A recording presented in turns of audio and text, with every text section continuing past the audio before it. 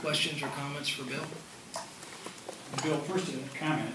I'm in total agreement that perception is extremely important, because perception becomes truth, becomes fact in the eyes of many. And so that perception has to be constantly analyzed and worked on. Otherwise, many misconceptions formulate, and they can get away to the point that you can never get back on track. You talked about the current models of economic development in Indiana originating probably back as far back as the 80s, 1980. In your experience,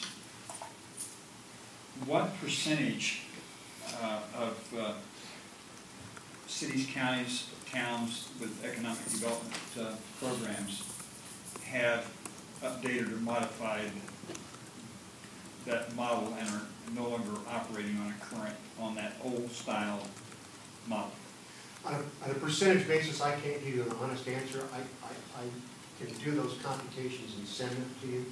I will say that it's happening more and more often. One community that I'm aware of operated under that 1980s model. In fact, I was employed there typically for a number of years, for about 9 years. I left, and about 4 years later, the community terminated that old model and went to a government-driven model.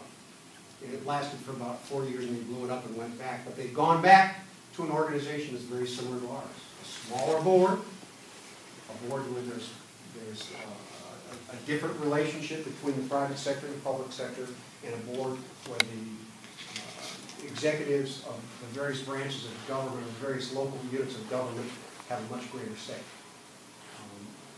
There are some communities, Hamilton County really doesn't do economic development anymore. They may have completely disbanded their organization. But when your communities consist of Hamilton, Carmel, Fishers, Westfield, and Noblesville, all I have to do is answer the phone. You know, that's not the case in Wabash and in probably 85 of the 92 counties. You know, but even in Bloomington and Lafayette and Indianapolis, they work with economic development organizations along the model that I've suggested. We've taken it farther, and we've associated with regional groups to help with our marketing. But each year, more economic development organizations are beginning to abandon that large model and seek Bill, to be much smaller. Use the mic so that they can hear you. And I'm sorry. I'm trying to be sensitive to people behind me. The camera. Take the mic with you if you need to. Can we?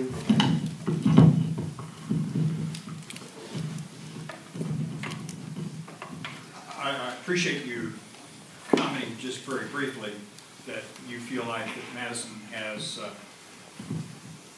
lot to offer in the way of attracting economic development. I have felt that for a long time. Without really getting into all that, you know, we do have a historic city, a beautiful city. Tourism is a good attraction. We have a private college, we have a community college, we have a state park, we have a natural fence in the hills that separate the historic district from the new district. We have one of the more beautiful rivers that there are. We're simply short an interstate or really good transportation. But I think we have tried to work on quality of life issues and so far as city government, and I think we make headways there, and so I think we do have a lot to offer. Having said that, it seems to me like that the key person, second to none, and I know that the competition is really tough and is tight and is furious, but it seems to me like the key person, second to none, is the person who is the executive director of economic development in your city, county, towns, efforts. Being a professional, I have a hard time disagreeing with that. but it's about the relationship. It's the relationship that our organization has with our local elected officials. We are a private 501c3 corporation. We have 3 of our members of our board are elected officials. But as I said, we treat them as our customers. Our city government treats me like staff. Our county government treats me like staff. We are doing all we can to encourage the town of North Manchester to treat us like staff. We provide the staff for the redevelopment commissions. We provide the staff for their economic development commissions as part of our contract. We have a professional services contract that requires us to perform a page worth of functions. And those are the functions upon which we report. I am what our mayor can never be. Our mayor may very well be the greatest cheerleader that the city of Wabash ever had, but he's not a development professional. I'm the closer. We work with the mayor, we work with the county commissioners on a double team kind of basis. I drag them in, they talk with them, and then they turn them back over to me.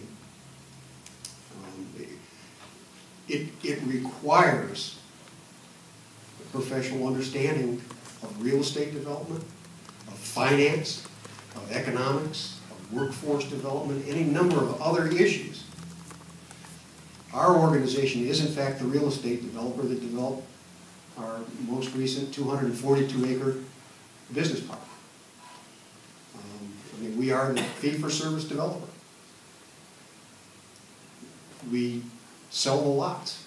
We negotiate the deals on behalf of the city and the county, but we do it with their advice and consent every step of the way. We don't do it in a smoke-filled room and then lay a list out in front of them, here's what you've got to do. They know what we're doing before we do it. They approve what we're doing before we do it. In every step that we take, we do an economic analysis. How is that possible for them to know everything you're doing before you do? No. Before we do it, because we meet with them regularly and get their consent before we propose it. That's why. Now, we don't do that in public meetings, because we can't do it in public meetings. But when we do suggest a list of incentives, we do so based on an economic analysis that includes an evaluation of real property taxes and personal property taxes over a period of time, the payment of local income taxes. We look at indirect job creation. We work with Ball State University, Dr. Hicks, who helps us, the economist who helps us determine what indirect job creation might result and what the tax impacts of that will be.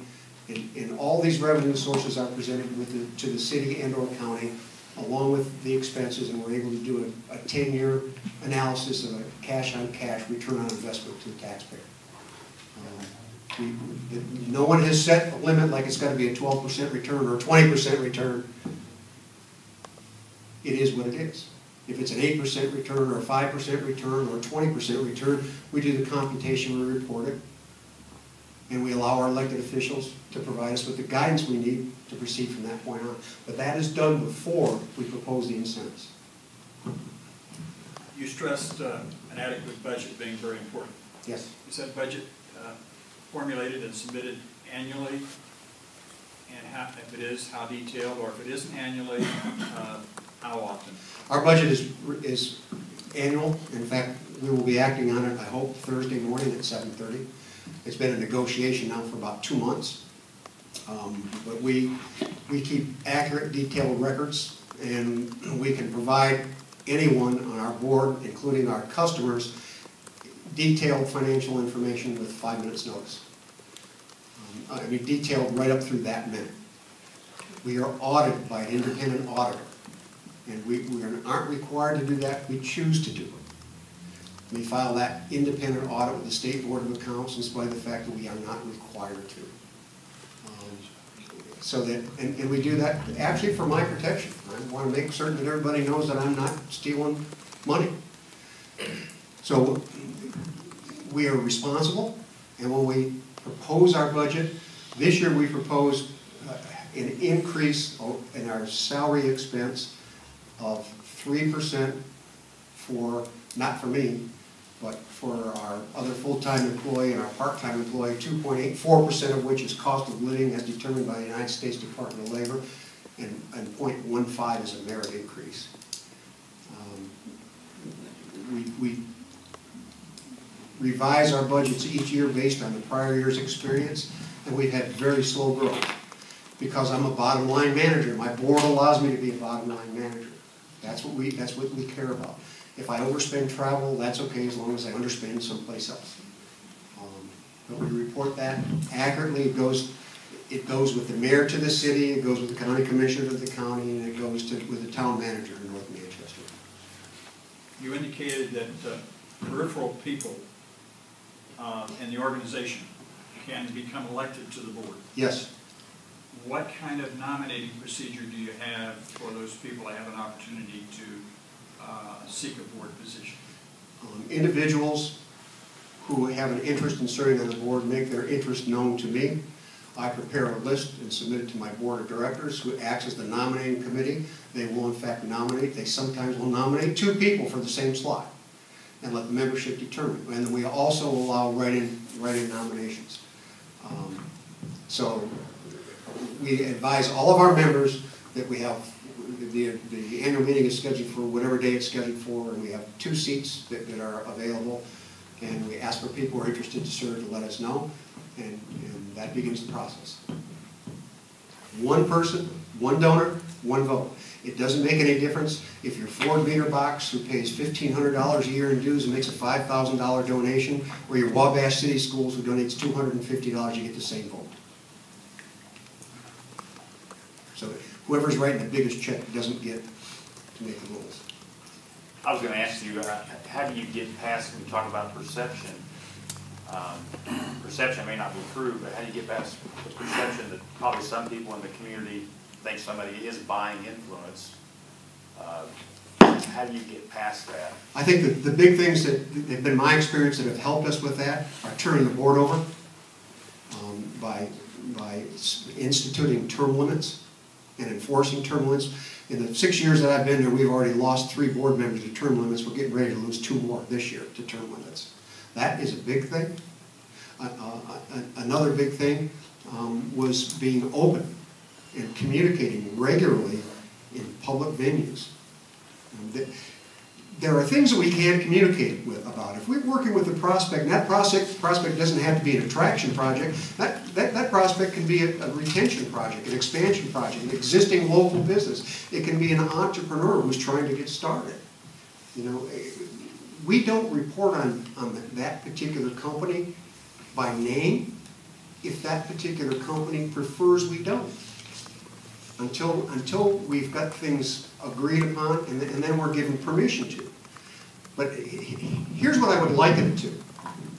If we're dealing with a publicly traded company, publicly traded corporation, Sarbanes-Oxley says that we can't ask for forward-looking information, and we certainly can't publish it because that's inside information.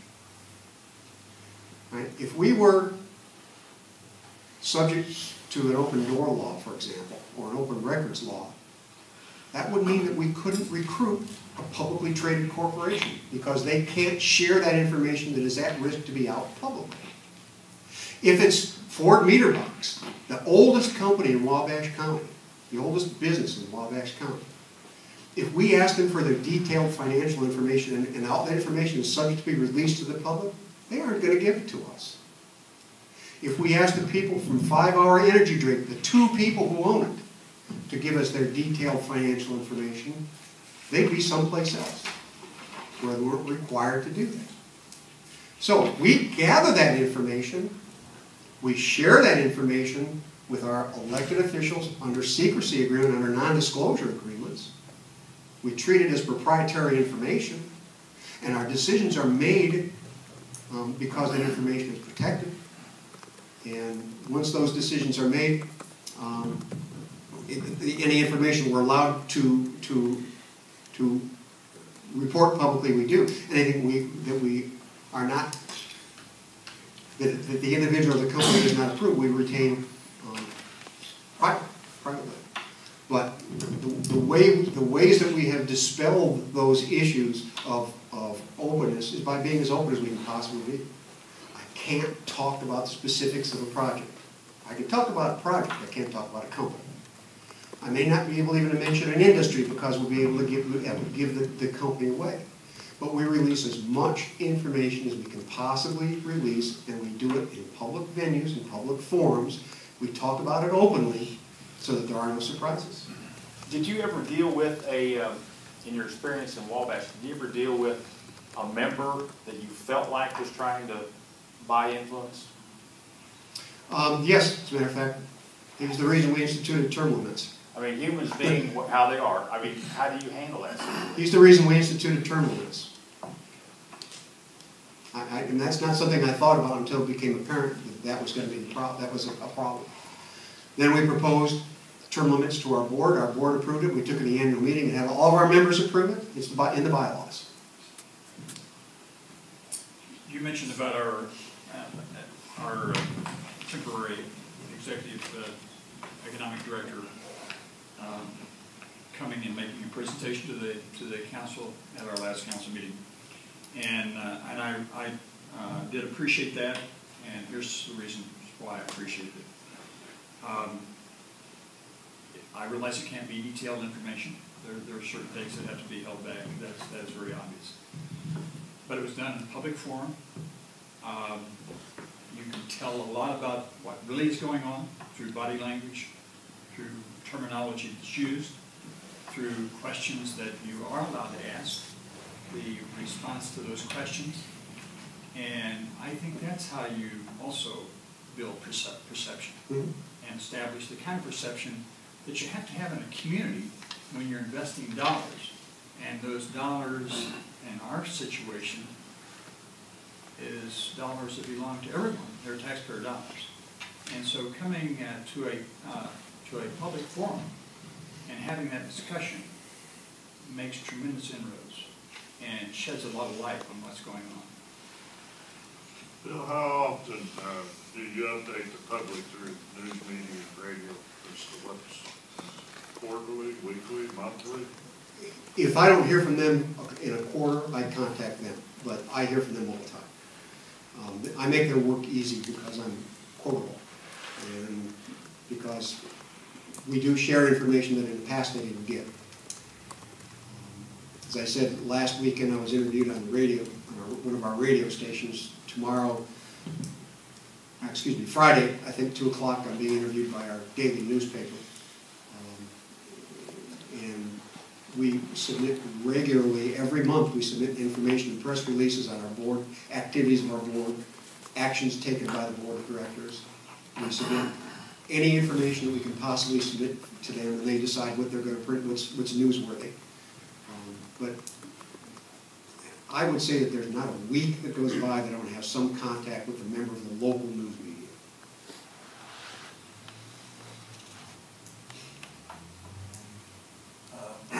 Just a question there. I know most towns that I've Googled around Indiana use the 503Cs. Mm-hmm.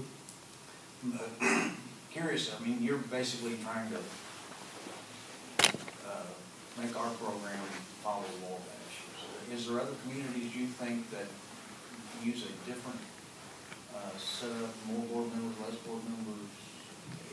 Are there communities that use the public that you know of? Yep, the answer is yes and yes. And I'm not suggesting you need to follow the Wabash model. I'm really trying to use Wabash as an example. And there are, I mean, I look at Tipton County right now, their model, I can't remember what the percentage is, but their board is right around 9. And I can't remember how many are public officials and how many are private. But they did abandon the government model because it was not workable and went back to that public-private partnership model. You know what towns has public? Is there any larger towns? You know, in all honesty, there may be some that I'm completely unaware of. I know some that do both. Kokomo does both. Marion does both. Indianapolis does both. Bloomington does both. But the reason they do that is because they're entitlement cities. They get community development block grant money, and they use that primarily to allocate those grants. They then still contract with economic development organizations and still participate with economic development organizations, because those economic development organizations, those models can do so many things that they themselves can't. In some cases, in Marion's case, for example, the city has a contract with the Economic Development Organization, and the Economic Development Organization pays for a lot of the mayor's travel costs to places like China and Japan and places where he's out recruiting business.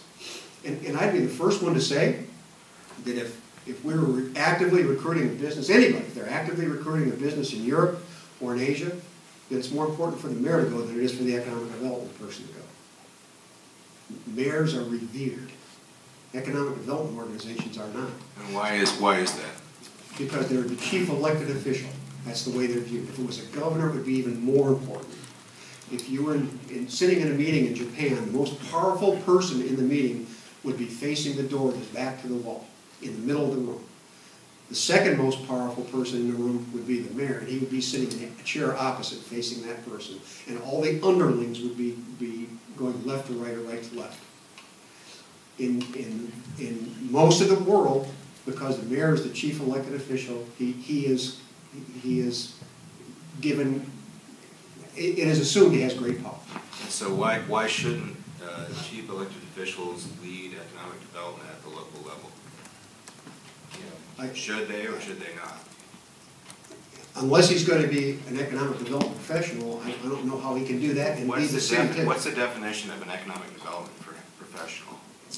An individual who is schooled and educated in development, whether it's economic development, real estate development, finance, any of the pieces of economic. So no one who is elected can ever be, No, you said before, you said requires an understanding of real estate, finance.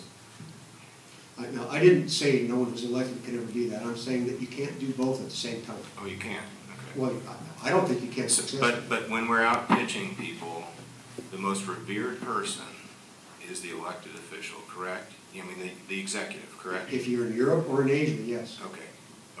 Actually, or elsewhere, because they speak in a unified way for the community. But they're not qualified because they're not educated, because they're not, don't have the right experience? I didn't say they weren't qualified. I said you can't do both at the same time. Okay. You can't be a full-time public servant and a full-time economic developer. There's not enough hours in the day. So a mayor can't do both at the same time in the same way that a mayor can't be the street department director and mayor at the same time? I'm not contemplating street departments. I think you're missing my point. That's all right. Anyone else from the council? Actually, I have a lot more. Is there anyone else? Thanks. Go ahead, I've got a couple more, but go ahead. Please. I dominated the first part of this conversation. Go ahead.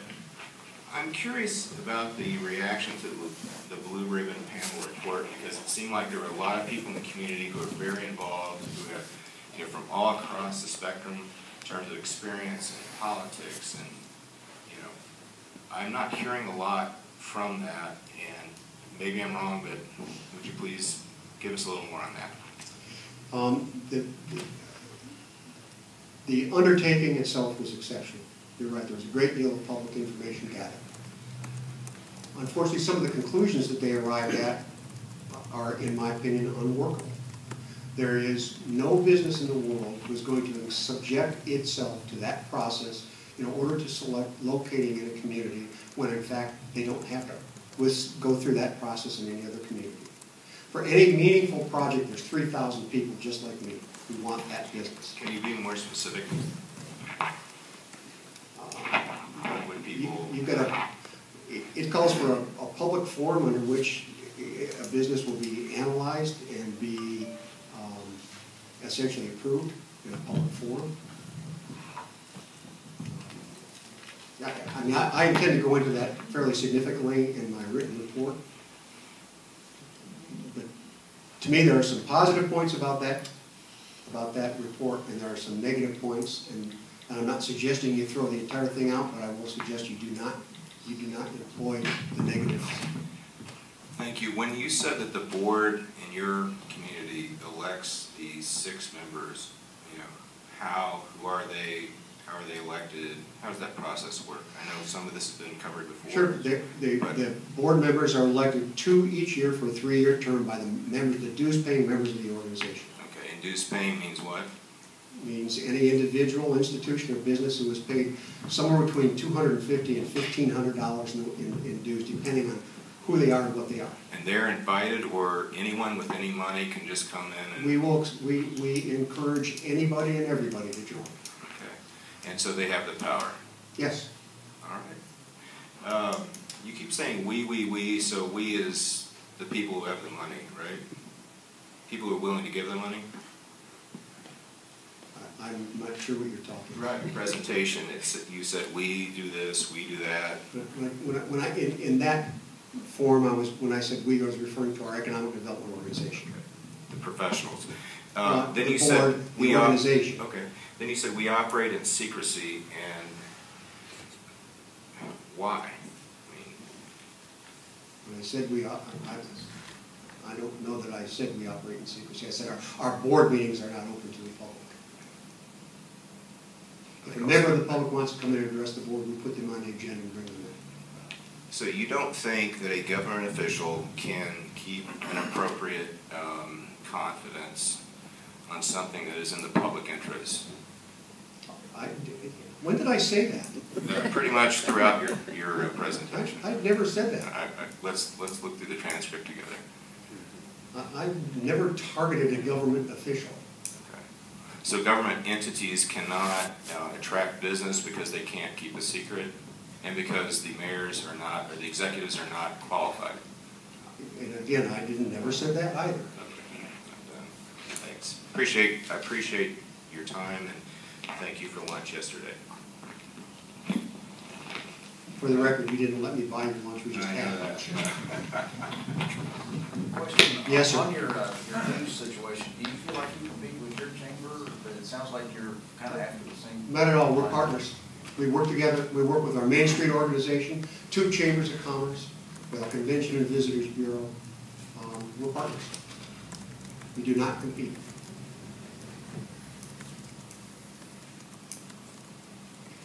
You mentioned that there should be a vehicle for local units of government to work together. Were you talking about your board as a vehicle, or is there some other? I think our board has provided the initial vehicle for our local units of government to begin to work together, and they've expanded on that throughout a wide spectrum of functions and activities. They closely collaborate now with one another on any number of initiatives. And how do they do that? Through formal meetings together, or? Yeah, our mayor and some of the city council and the county commissioners meet regularly with one another to discuss issues. They include the town manager from North Manchester. They try to take a more collaborative approach to dealing with issues. What kind of economic development system did they have set up in Wabash or that county before you took over? Got a 28-person board of directors. And that board of directors, it grew to that size in an attempt to include everybody. So if one school corporation superintendent got a seat on the board, then all 3 school superintendents had to have a seat on the board. If we brought in a town council member, then the county council member and a city council member had to come in. If there was a commissioner, then the mayor and the town manager had to come in. And it just kept growing, both chambers of commerce. It got to a point where there were 28 members on this board of directors, the overwhelming majority of which were not members of local units of government, and it became really ineffective. Well, Pretty dysfunctional, actually. as you probably know, I mean, the water is, I guess you say, poisoned a little bit here in our town. I mean, there's been a lot of negative that's happened the last couple of years, probably maybe longer than that. But with what you instituted, did you find that you turned the corner on that with the public? Yes, but I don't want to suggest that it happened overnight. And I wouldn't think it would. Yeah, it took more than a year to begin to soften. After 2 years, we had some pretty substantial acceptance. Right now, there are always a naysayer. You can always find 1 or 2 naysayers, but but by and large, the work that we do, the way we do it, the public way that we do our work has been widely accepted and supported.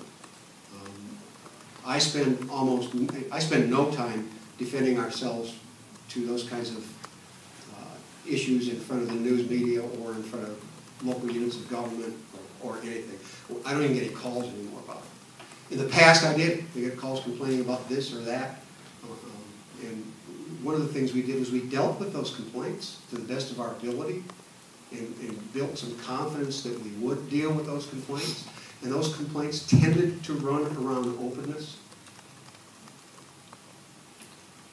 With the economic development as keen as it is today, all over the country, are you aware of any counties, cities that have a part-time economic development? Yeah, there are some who do, actually, yes. I can't cite you them, but I'm aware of some that do. I would be happy if you'd like to contact the Indiana Economic Development Association and have them provide me a list. Well, I asked that kind of facetiously because I think with the competition the way it is, and I'm thinking about our own situation, that it's a full-time occupation. It should be, I think. And this has nothing to do with you being here, but I have to say it because we had a situation where I thought we had a full-time economic development director, and suddenly he became a part-time economic development director and took on another assignment. And I thought that we were paying him to be a full-time economic development director. And I was stunned when I learned that that wasn't the case. And so I don't want to get caught up in that kind of a situation again. When I'm one of several people that are casting a vote, if it turns out whatever kind of arrangement we have. But if it turns out that I'm one of several people casting a vote as to the funding of that position.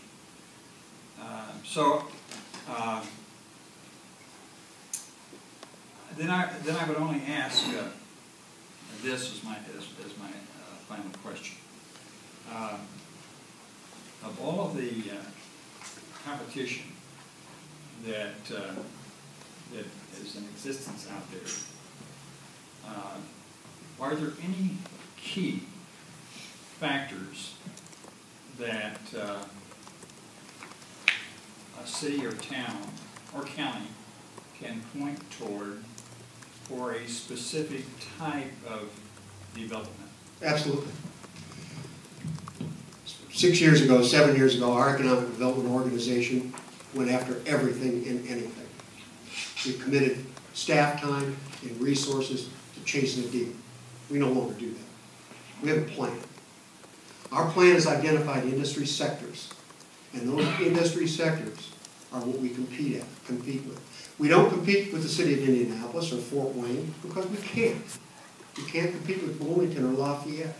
We can't compete for research and development jobs. We can't. We don't have a research university. So we've identified the kinds of industries we can compete with, and we did that by saying, what is there about Wabash County that would attract a business? Why would a business want to be here? And we came up with lots of unique answers. We now are very successful. We've replaced automobile with food processing. Our belief is, even in the worst economic conditions, people have to eat. Even if they're not buying cars, they will buy food. Logistics and distribution. Now, we've got an advantage that you all don't have. And that's by the end of next year, the Hoosier-Heartland corridor will be open from Toledo on. And we will have 4-lane highway access to deep water ports in Toledo, and we'll be able to go a 4-lane highway all the way to Mexico or Canada if we want. But it took us 28 years to get that with people working here. 28 years. So that's an asset we have that you don't have. Logistics and distribution is probably not a good fit for you. But there's lots of businesses that are a good fit for you because of the river. and because of assets that are unique to you people, to this community. We looked at our downtown, and our downtown is like a mini Madison. It's not nearly as extensive. It's maybe just as historic, but yours, believe me, is beautiful. But we have an anchor, and the anchor we have is the Honeywell Center. And in the Honeywell Center is the Ford Theater. And I've been to the Ford Theater this year to see the Moscow Ballet. I've been there to see 3 concerts. I've been there to see Spamalot, so I got to see Monty Python's Flying Circus in Wabash, Indiana. That became our anchor for downtown, and we began developing 6 years ago an arts and entertainment tourism business. And because of that, because of downtown, now we've begun to attract lots of young professionals. Lawyers, insurance people, accountants, people who are professionals who practice in Chicago, but now live in Wabash. They buy buildings, they renovate the upstairs and live in the upstairs and rent out the downstairs. So we took, for us, attracting young professionals is intentional. Healthcare. We chose healthcare for a reason. One of the reasons we chose healthcare is the largest segment of our population, the fastest growing segment of our population is age 65 plus. So we are now targeting towards geriatric care as well. We're not going to go with orthopedics because there's orthopedics all around us. But there's not a lot of geriatric care. One of the economic development projects we attracted is a project where the company invested $15 million and created, and it will open next month, created a assisted living, independent living facility that's incredible. And it's on a healthcare campus that will now include a brand new hospital.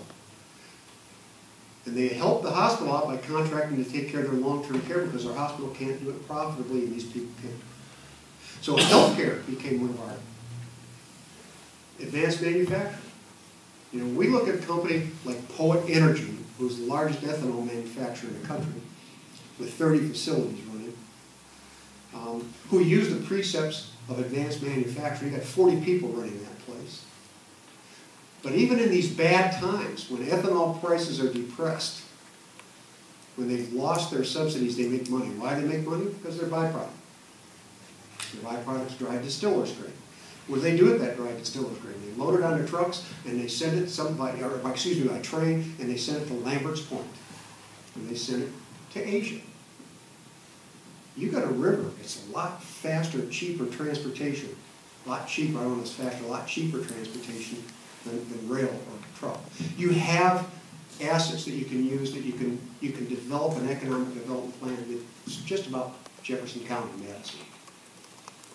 It just takes a lot of effort, a lot of thought, but I assure you that there are businesses out there that want to be here, they just don't know it yet. Yes, sir. Question, you're charging your members, obviously, probably they must pay more than the small ones, I would say. Yes, sir. How do you stop from the conflicts of interest? You know, I've got training money here, you pay the most money, you give me $10,000, I'll give you 5,000 or 20,000 training. Each year in January, we do it in May, which is when our directors take office. Each year, our directors sign a non-disclosure agreement, and they sign a conflict of interest statement. If we have a business, and we haven't had one, if we had one of our board members was interested in expanding and wanting to take advantage of our services, it would be fully and publicly disclosed before we entered into any kind of negotiation with them. We will not exclude a business who is one of our members, whether they're the board of directors or just one of our members, from the benefit of working with our organization. But we will absolutely disclose that.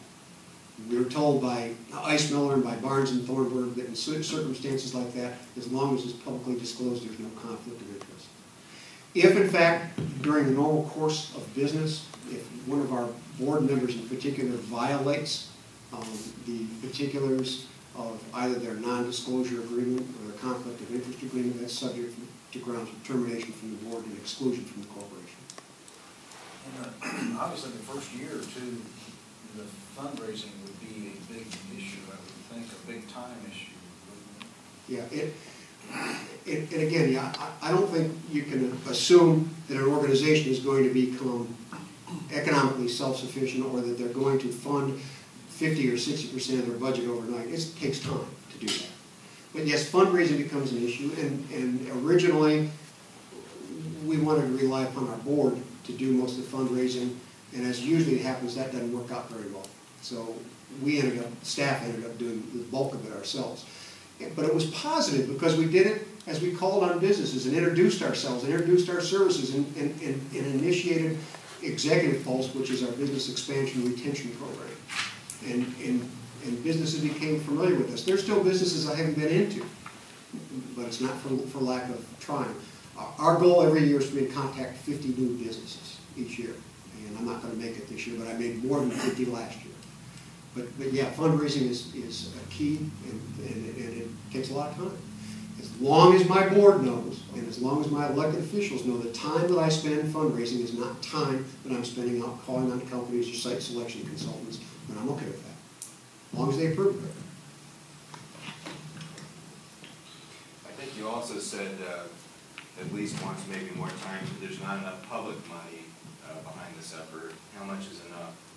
In your view, since Wabash, in your view, is similar? I didn't say there's not enough public money. Your guys get more money than I do, public money. Actually, I think it's a direct quote. Okay. No, I never said public money. No. Okay. All right. So your budget was inadequate. Keep going here then, if we dispute that. You talk a lot about Wabash. How are they similar or different in terms of statistics on education and workforce development? Okay, our communities demographically are real close together, size-wise.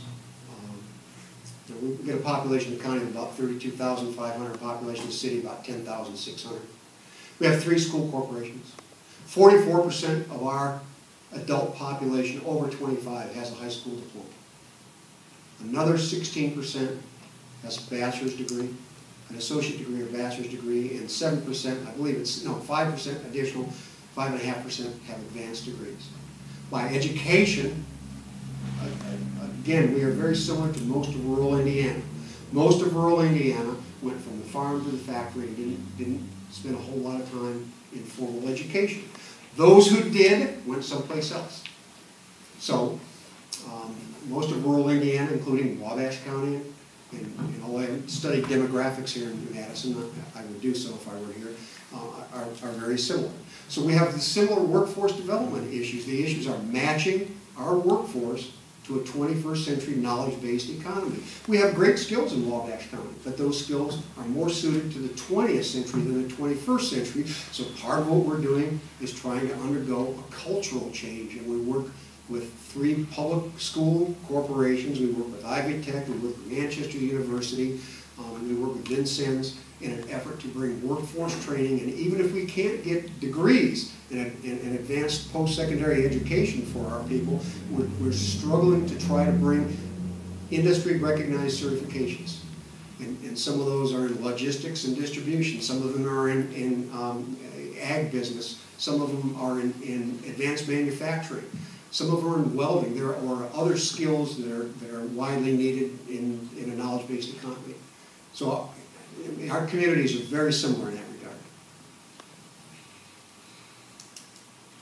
How do they evaluate your job or economic development person's job as, like a basketball coach? You have 10 losing seasons. Do we get to trade you off? I report on metrics, and the metrics I report on are important to my customers. The city and the county, because they're county, more important to my customers, they report to my board. And the metrics that we report on include capital investment supported, job creation, not by us, but by private sector. Economic development organizations don't create any jobs. We help to create an environment in which jobs can be created.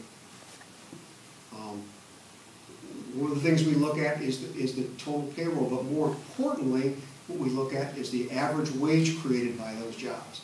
One of our missions for economic development is to raise the median income in Wabash County. And I'm happy to report in the last 2 years, we've actually had a significant increase of 3.5%, which is really important because we were at 65% of the national median income. All of Indiana, with very few exceptions, is that way. The entire 10-county northeast region, which includes Fort Wayne, is operating at about 70% of the national median income. So one of our missions, not only in Wabash, but the entire region, is one of the measures that we use to gauge our progress is how we're impacting that. So we have a series of metrics, leads that we've processed,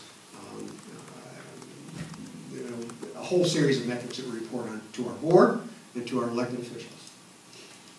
And the report is made in writing every month. Do you get most of your leads from the state, or do you produce your own leads? I can tell you, I mean, the #1 provider of leads this year has been the state. #2 has been my staff, us. #3 has been the Northeast Indiana Regional Partnership. #4 has been utility companies. #5 has been other sources. We record each lead that we process. We record its source, we record the type, whether it's manufacturing or processing or distribution.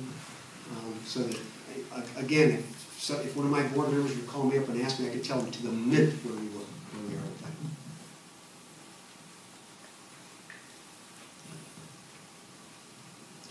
We contact site selection consultants a great deal.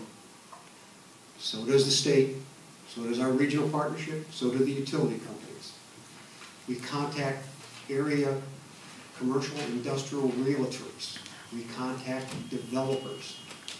I mean, we work at getting quality leads for ourselves. Do you have many existing buildings or an industrial park? We have, North Manchester has an industrial park. There's the Wabash Industrial Park and Wabash Northeast Business Complex. And none of them have vacant buildings. We have vacant buildings, but not in those parks. Most of the buildings we have that are vacant are functionally and economically obsolete, and we find ourselves trying to compete with greenfield sites, but we've enjoyed some success in doing that. But I can't make a 12-foot ceiling 34 feet. I think we've seen that problem. It's a problem all rural Indiana has. But one of the reasons we have that problem is we don't have private developers that make those kinds of investments. And if we did have private developers, they wouldn't make those kind of investments because they don't have a customer. It's a catch-21. I mean, it's a vicious circle. So one of the things we're trying to do is cast ourselves in a position where we can accumulate enough cash that we ourselves can go out and inspect with. We're ways away from that.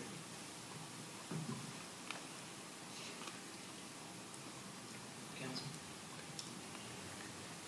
We take a couple more questions from the audience? Sure. Okay. Anybody? Question? I think Bill would, I have a question.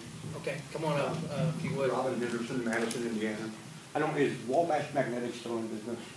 Wabash Magnetics was consolidated into Ohio. Okay. What would keep them, their executives, from buying 5, 10, 15 seats? Do you prevent that? One I mean, vote? if each one bought $250, a company could go in and still dominate it. Do you prevent that? If company employees wanted to come in one at a time and join and buy memberships, we would probably allow it because we haven't thought of Do it. you allow it? We haven't thought of it. It's never come up. You don't think it happens? It hasn't happened. That doesn't mean it won't, but it hasn't.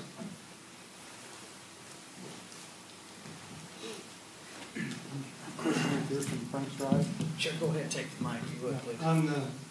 When you say one person can only serve 2 3-year terms, is that one person, one company?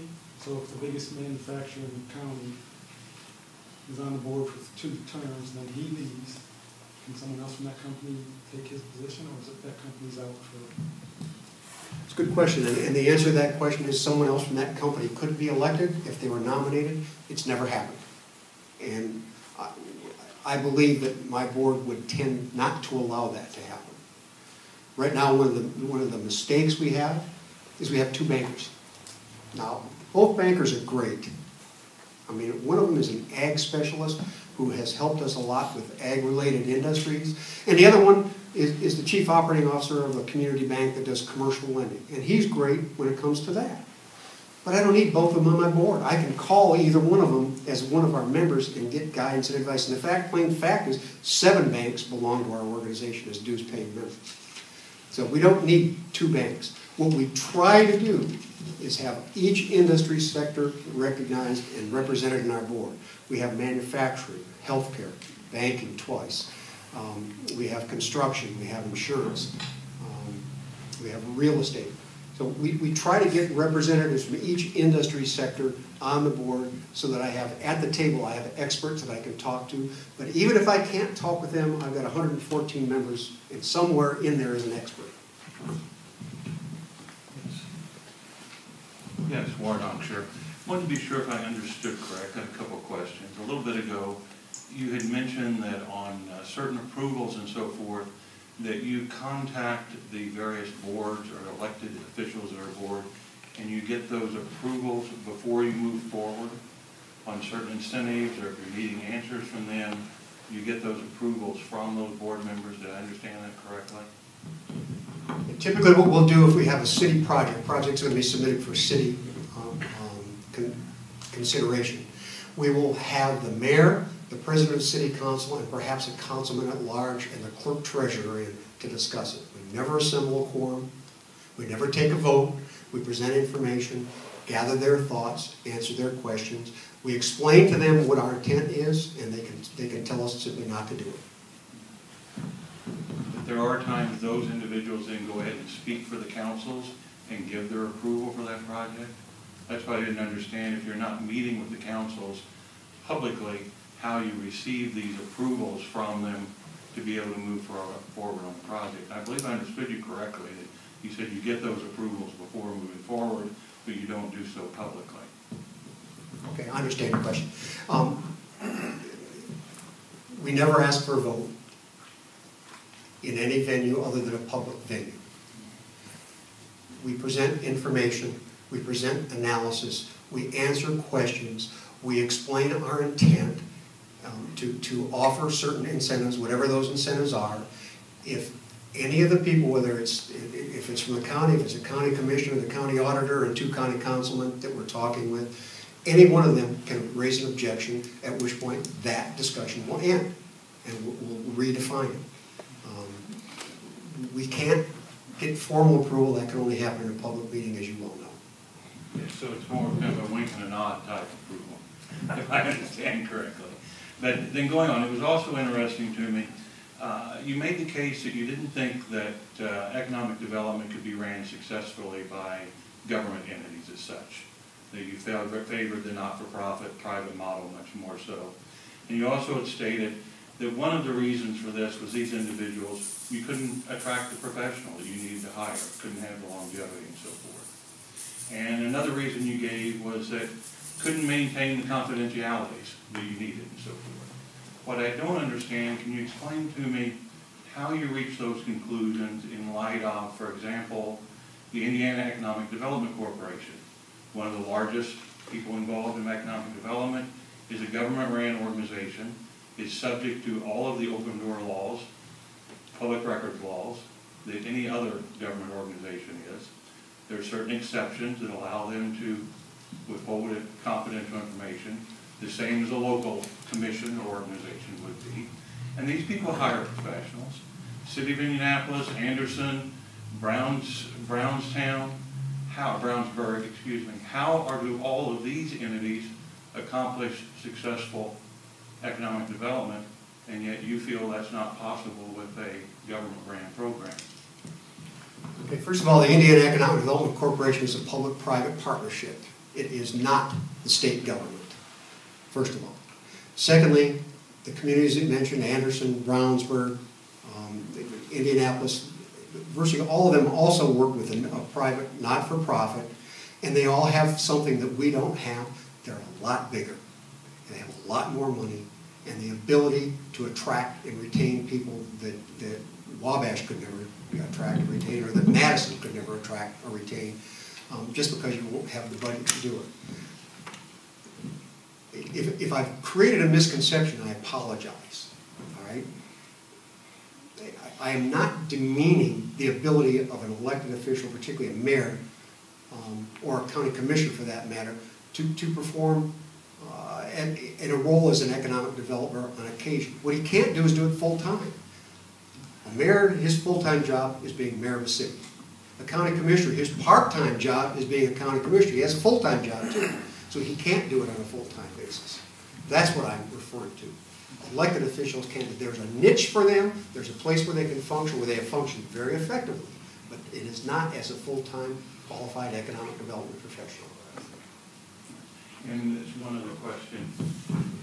One of the largest concerns that I've had on the private partnerships, and I think we've seen problems within our community, is dealing with the conflict of interest. As you stated, the local governments, you treat them as a customer as such. How do you assure that your economic development board has the community's interest, the taxpayers' interest, is their first priority? You have a board, for example, that's responsible for your paying your salary, and well over 50% of the funds to pay you, to pay your organization, come from the private side. The private side has 6 of the seats that are on your board. How do you balance that as such? You know, how are the taxpayers assured that they're represented? I realize probably 80–90% of the time, what's good for the industries and the businesses are good for the taxpayers. But that's not always the case. You know, we see in our community, for example, give us your $10,000 for your dues, and it's going to come back to you because we're going to approach the city, and they're going to pay for 50% of your training. So if you have over $20,000 in training, you're going to get your $10,000 back. We're going to be your representative. We're going to go in and tell the local government, you ought to get that tax abatement you're asking for. But yet the organizations have never came back and said, they didn't meet the requirements. They didn't bring the jobs they did. You should take it away. And when your board is so heavily dependent upon that group for their funding, how do you maintain and avoid those types of conflicts? First of all, when it comes to tax abatements, we developed a formula under which tax abatements are evaluated in a public venue, graded in a public venue, and recommended in a public venue. And at the end of the day, the same criteria is applied to everybody. It doesn't make any difference whether they're a member of our organization or not. The same criteria, objective criteria, are applied, and something either grades out and it qualifies for a tax abatement or it doesn't. When we do an incentive agreement, when we offer incentives, whether it's free land, whether it's seated taxes for any function, and in some cases where there's been a meaningful tax abatement or a tax increment financing project done, we negotiate on behalf of the city or the county an incentive agreement. We do it with the city's attorney or with the county's attorney, and make certain that it has all the items in it they want, that has accountability, that says that the city or the county is going to do this, this, and this. In return, you are going to make a capital investment that will equal to or exceed this amount. You will create this many jobs and this much payroll, and then you will report on it annually. And if you fail to meet those targets, we have clawback provisions that will either claw back the value of the tax abatement for that year or require you to refund part of the incentives that year, and we've made them work. We've actually collected on that. It is, please, I'm not going to debate you. I'm not debating, I just, You asked the question. I wasn't brought here for that purpose. I was brought here for the purpose of recommending a structure, not for negotiating the individual economic development strategies to be employed by this community or by the county, but to recommend a structure that is as open as it can possibly be, as responsive as it can be, and as effective as it can be, and that's what I've done. Yes, one more. We've I think. I'll make it really quick. Okay. Yes, ma'am. Hi, Mr. Konyha. Thank you for coming to town. I appreciate it. We always like to hear good ideas. So you've had some really good ones this evening. But I was wondering what you thought about Wisconsin and what was going on in Wisconsin recently. I don't know what's going on in Wisconsin. Okay. And, well, then we'll just move on. I was also wondering, you spoke some about how Madison and Wabash were similar. How did you draw those conclusions? Draw those conclusions based on certain demographics, specifically as relate to size. I draw them based I'm on sorry, in miles or population? population, Okay. based on urban, percentage of urban to rural, on things like average wages. I haven't done an exhaustive study of your demographics, but that's available. I heard you say that, so I was just curious how you came to the conclusion. Thank you. Thank you, ladies and gentlemen. Bill?